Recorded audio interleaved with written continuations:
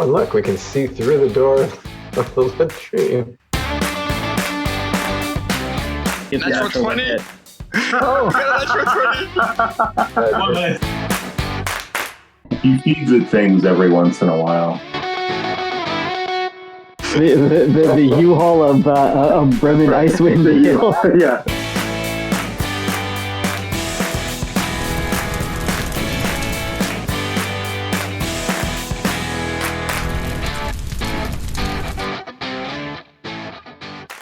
Welcome to my Dungeons & Dragons game of Icewind Dale. We're going to be going through Rime of the Frost Maiden starting at first level. I'm very excited about doing this particular one. I think mostly I'm excited because it's a winter campaign, and I realized in all of the years that I've been playing Dungeons & Dragons, I've never done a winter campaign before. So this is kind of exciting to be doing a winter campaign. I'm going to allow my players to introduce themselves. We have 4 players today. We'll probably be joined by a few others as the campaign progresses from time to time. Cars, if you would like to introduce yourself first. Sure. Cars is a dwarf. He's fairly tall for a dwarf, 5'5" maybe. He's got curly shoulder-length black hair and a scraggly black beard. He's very fair-skinned, and his age is kind of hard to pinpoint. You can't really tell if he's young or older. He's wearing a leather armor and carries a quarterstaff, and he has a fur-lined heavy cloak that he has wrapped around him. He's very travel-worn, very shoddy looking. He is very introspective and in tune with his environment by nature. He often prefers, the solitude of the wilds as opposed to the more populated towns and villages of the area. And he spends most of his time roaming the mountains and hills, communing with animals and contemplating the meaning of life. A very deep character. Should we... That's probably good. Yeah. We'll stop there. Yeah. Yeah, we have to leave something for people to discover. Sure. Gandro. Gandro's actually going to go by Ravenfriend. He's a Goliath. Okay. They usually go by their nickname. He's huge, 8 feet tall, over 300 pounds, all muscle. He's got gray skin. He's completely devoid of hair. And although he does appear to have eyebrows, but it's not hair, it's just a ridge almost. And he has, like all Goliath, he has got black marks on his skin. And so on his gray skin, he's got black marks that start as points right below his eyes. And it goes up and over his head and then down his arms and comes to 5 points on his fingers. He's from a distant peak from a small clan of other Goliaths, and he's one of their warriors, and they are aware that there's some trouble brewing. Excellent. And we have for sale. I am for sale. I look like a dragon with legs, dragonborn. My scales are bronze, but they actually have like a bluish tinge to them. And there's some spots that you kind of see, none of you standing a little close to me. There's some spots that almost look like they've been painted on. Like that tinge of blue. It almost looks like that, but it's hard for you to tell without actually trying to scrape the paint off my scales, which, unless you ask for permission, I'm not going to let you. I'm wearing medium armor, very clearly a knight or paladin, nothing makeshift, like someone has been through some form of training and as a part of some sort of order. You see a sort of a crest, but the crest is nothing you've ever seen before. I came to this land, to Tentowns, and not really knowing anything, not knowing this common tongue, but one of the first things I saw was this sign, and I managed to read it out, and it said, for sale. And I thought, that might be a good name for me to take on in this strange land. And I've been going by that ever since. Vesovir. How are we going to pronounce your name? Vesovir? No, Vesovir. Sure, why not? Drow, dark skin, white hair, purple eyes if you look. I carry myself with a certain amount of, arrogance. I grew up pretty comfortably. It wasn't a struggle, except psychologically, which is not related to the way I behave here, in this case. Left home because it wasn't a good place. They're mean there. Wandering in the wilderness, where I ended up coming through from underneath is relatively near the Tentowns. I'm looking for somebody. We are going to start in Tentowns, and I'm just going to change the map. Actually, what I'm going to do first is I'm going to give you something in your journals. They were called to go to the Stones Tavern in Bremen. and they were told to ask for Hlin Trollbane, the retired bounty hunter. You have gone there. You are outside of Stone's Tavern. Being residents of Tentowns, you are well aware that there are 5 taverns that were owned by 5 brothers that had originally decided to open up one tavern, but then got into an argument of who was going to be the one that was going to run the tavern. And instead of figuring out who was going to be in charge, they actually wound up having 5 different taverns. Now they're called the 5 Taverns. And you are outside of one of the taverns, which is the Stones Tavern. And you are looking for this Hlin Trollbane. You don't know who she is. You've never met her before.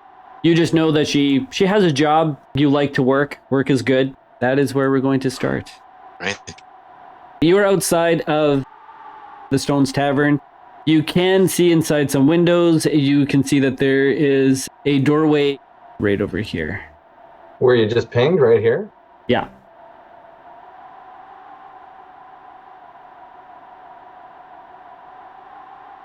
So going in? Oh wow, look at that. That like automatically reveals as you go in. Isn't that funky? Okay, so that was so I just came through that door. Anybody coming with me or whatever? Which door? That there. See the ping? I'll hang back here and just watch through the windows for a little bit. Okay. How big is the door? Feeling unsure, feeling self-conscious, just looking through the windows, looking inside. How tall is the door frame? You have to duck. The door frame is, Okay. 6 feet tall. So Gandro does an odd thing. Instead of hunching over to get through, his knees bend and his whole upper body just comes down and he's kind of scuttles through. I kind of watch this and I'm like looking through the windows and looking at this crowd going in. And I'm like, I'm not too sure. But do I smell something? Do I smell food?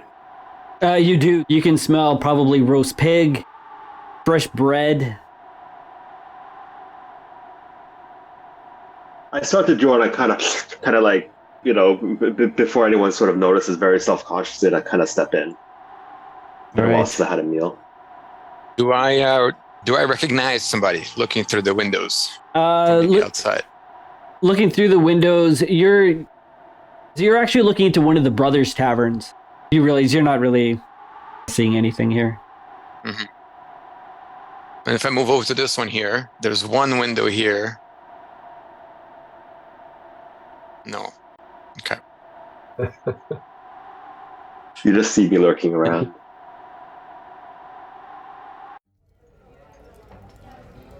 Okay, so I'm So I'm looking for Hlin. The entrance to this particular tavern is actually through the pantry. You know from having probably been here before that because they had to split up this tavern, some of the entryways are actually through latrines, some of them are through pantries. They, are the original really nice entryway that was supposed to be from sort of the city garden. It just, doesn't exist anymore. Outside, it's bitterly cold. There's this harsh wind, and it seeps through any amount of clothing that you have. There's almost no way of ever really staying warm. The dark elf, Vesovir, you're pretty used to it. You grew up here. This is just the way that it's always been for you.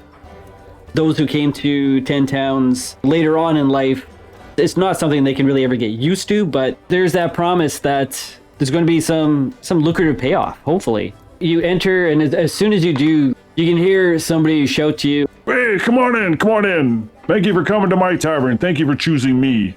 Do I know the proprietor? You definitely know the proprietor, so the proprietor is right here.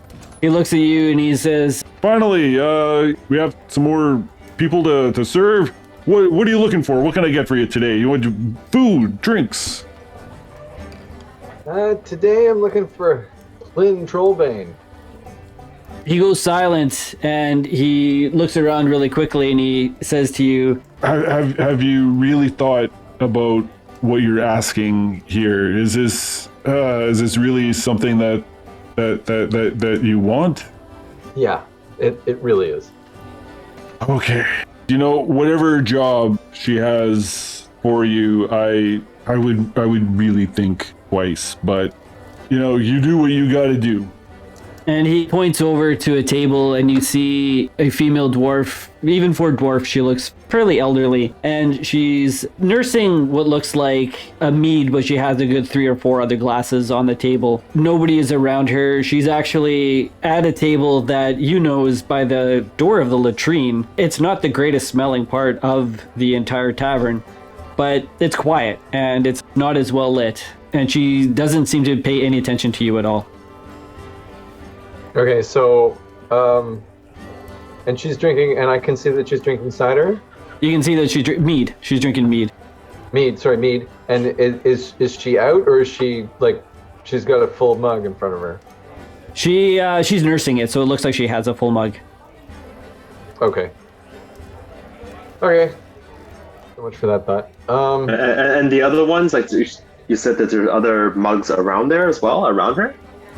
Are they empty, or? They're empty, yes. Okay. She's clearly been drinking for a while. So whether or not she's sober, but she's a dwarf. Who the hell knows? Right? Exactly. Okay, so... Yeah, okay. Thank you, Rainer. I'm gonna go talk to the nice lady. The nice lady dwarf with the beard, I'm sure. She has a very well-manicured beard. No doubt. Oh, and look, we can see through the door of the latrine. Oh, that's interesting. Yeah, the door of the latrine is kicked open a little. Yeah, cool. Yeah. Occupied. She sees you approaching, and she immediately stops drinking, and she sits back, and she looks at you, and gives you this little once-over, and she says, I can see hunger when it's coming. Snaps her fingers and says, we'll have a full round of roast pig, potatoes, the works. And gentlemen, come, sit at my table. I'm sure that you're looking for work. I kind of approach, but as I approach, I grab to grab like a cloth, I rip it in half, and I kind of stuff in my nose, because the smell is just unbearable. Yeah, it's pretty bad. I've smelled worse. I'm a drow. And I make my way, but I don't quite sit at the table. I'm just leaning against this big barrel of ale or meat or whatever it is. I'm just leaning my back against it, but I'm looking at the table. But I don't sit down. I'm sitting. I'll sit down. It seems inviting, and it'd be rude to refuse. But I don't drink. If there's a drink sitting in front of me, I look at it and I sort of take it and I pour it into a like a skin bag that I have of liquid, and I just kind of pour it in there and close it up. Okay. I'm sure you're here because you saw my advertisement looking for somebody who will come and hunt for the murderer. Yes.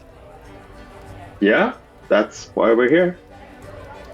She kind of chuckles a little bit and she says, I began this quest myself, but being of the age that I am, even as a dwarf, I just don't have it in me anymore, and the authorities don't seem interested because let's just say the wrong people are being killed and not the people that they would necessarily care about, and I don't have the money to line their pockets, but I might have the money to line your pockets if you're hungry enough. I would be willing to pay 100 gold for the capture of this murderer. Who got murdered? Well, we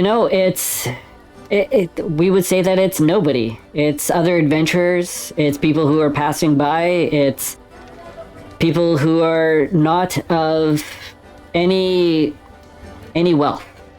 And it's not anybody that, unfortunately, anybody seems to care about.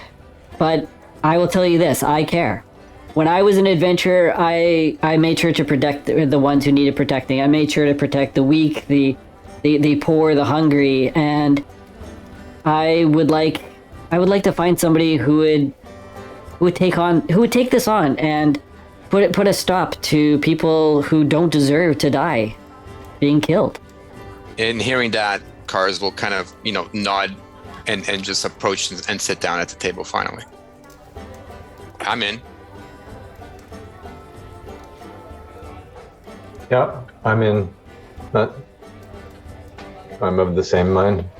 I swore an oath, and that is by my creed. I do need to protect the weak and defend the helpless.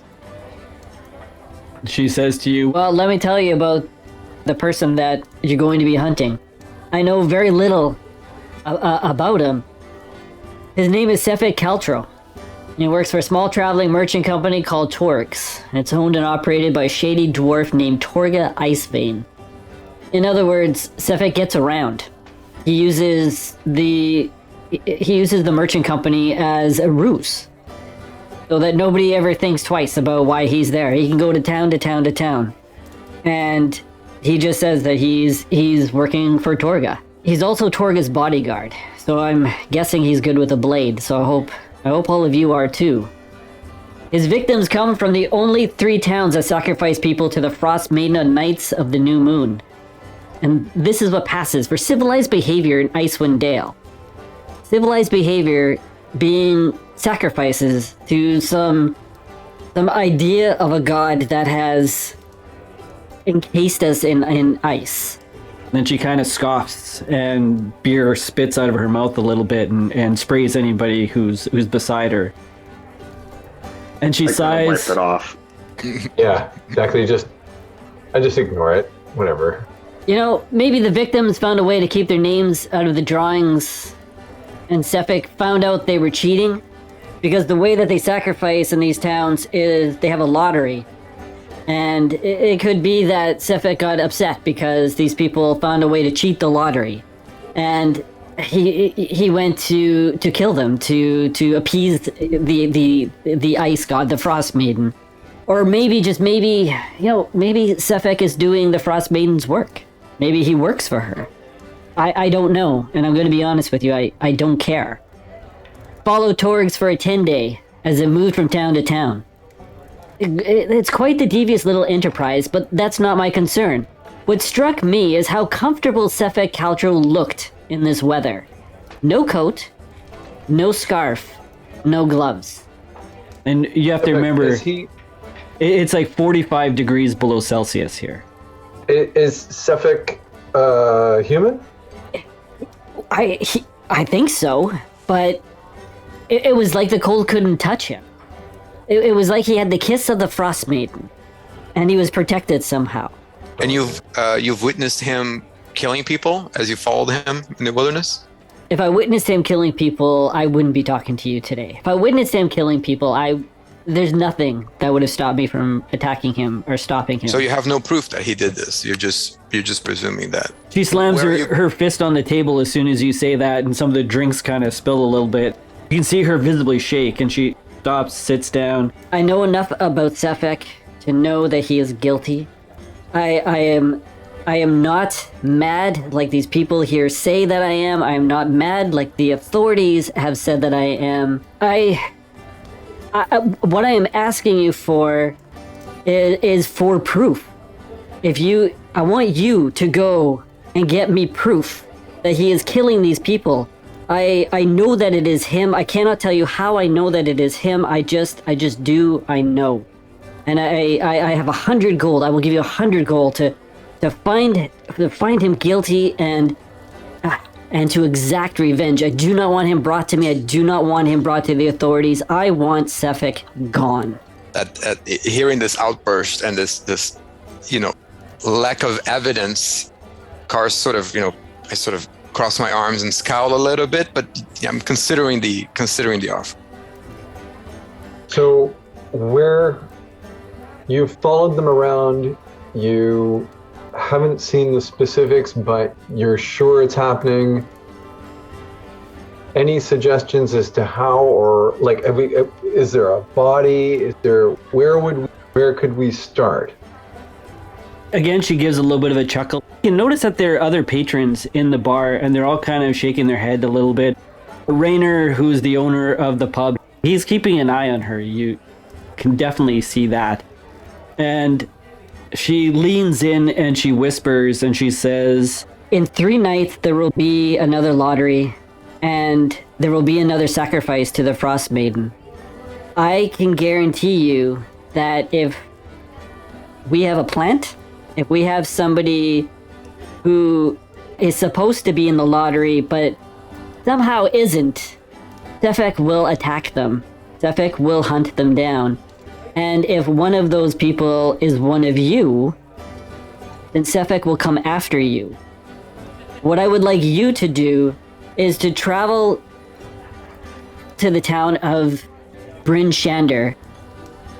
And you know Bryn Shander as being one of the largest towns in Tentowns. And it's about 2 days away. And she says, if you can travel to Bryn Shander, go to Torg's, do some spying. You can. Sefek isn't hiding. He's out in the open. He almost seems like he wants to be caught. Like he wants that confrontation. I will make sure that you are there for the lottery. I can guarantee you that on the night that the lottery is chosen and your names are not in the box, you will find out that he is a cold-hearted killer. Who runs this lottery? Sefek hunts down those who cheat or avoid the lottery, essentially. That He is sees it. that is what I believe, and I believe it with all my heart. This belief that you have, do you have any personal history with Sefek? she shakes her head and she says, I have no personal history with him. And then Where does this animosity come from? This certainty that he is an evil person. she says to you, I wonder how I can have you understand, except to say that if you go there and you meet him and you see him, you'll understand what I mean. There's an unnaturalness about him, that he can walk in the cold unharmed, that he has an emptiness in his eyes, and everywhere he goes, there's death. Mm-hmm. So would you say he's a tool of the Frost Maiden specifically? I believe that he is a tool of the Frost Maiden. And I do not believe that the Frost Maiden would... I don't feel that she would make things worse if we took care of him, because I do not believe that he works under her. I believe that he believes that he's doing what he's supposed to do. And supposing that we do agree and we do travel to Green Shander, which is, as you mentioned, 2 days away, on a hunch, on a feeling that you have with no proof, and you're offering us 100 gold, and if we return with proof, or you don't want to see him, you don't want to see his body or anything like that, will you be paying us in advance to make the trek all the way over there, or? I will pay you half now and half when you return. I will know if you have killed Sefek. This car sort of nods his head and looks over at his companions, and with an inquiring look, what do you think? I think it's pretty fair. Worth looking at. If he is what she says he is, he should go. Ravenfriend shrugs and gives a slight nod. Does any of this sound familiar? Like, do I know, part of my background is I have a vast network of contacts all over. This all is ringing to me a bit, right? Like, I've heard this story before. I've heard whispers about this dude, and I've seen some stuff. So I'm nodding. I'm like, yeah, I think we can do something about this. yeah, give me a history check for Sal. Oh, Click on history in the character sheet. like Yeah, on history in the character sheet. This is amazing. And there we go. That was a 10. You know everything that everybody else knows, and which is basically that, yeah, there's some definite weirdness with this guy. He doesn't seem to feel the cold, but is that really dangerous kind of a thing? So you also know that he is very dangerous, and he is a very good fighter, and he's hired as a bodyguard for a reason. which is probably why he hasn't been taken out. But you also know that there have been people who have gone and tried. Can I try as well? Because I seem to know the area and. Yep. Yeah, you're from here. Okay. Ooh. So. Yeah. You know pretty much everything that For Sale knows. You know just a touch more. Which is basically, you're well aware of the fact that there have been sacrifices that have been going on. This is something that you, being somebody who has left your underground people, being a drow, you've decided to follow the other drow who have decided to be good drow. And the fact that there's somebody out there who might actually be murdering people is one thing, but just the idea of even finding out more about the lottery and stopping the lottery is probably something that appeals to you quite deeply. Yeah, no, I'll agree with that. And is there do we know anything about magic around the guy? Like that I think would be the only other thing that would be like, the impervious to cold. If he's human, that doesn't make a whole lot of sense unless there's magic involved. Yeah, and that's what you would assume. Okay. Maybe he's evil. Although Ravenfriend here also seems somewhat impervious to cold. Yeah, but that's because there's 8 feet of you. Well, and he's a Goliath. Like a little bit of mass goes a long way. He lives at the mountaintops. Cool. She hands a bag and puts it on the table and says, As I said, I will pay you 50 gold now. I will pay you 50 when you return, and I know that he is dead, and I will know. I would also give you a 50 gold credit at the outdoor shop, because if you're going to travel, you will need supplies. Sure. Okay. So I'm gonna reach for the bag. And Yeah. just I like how it, and I'll say, I'll hold this for everybody. I like how you pause there. You're like, I'm going to reach for the bag and wait. And wait. No one's gonna cut your hand off this time.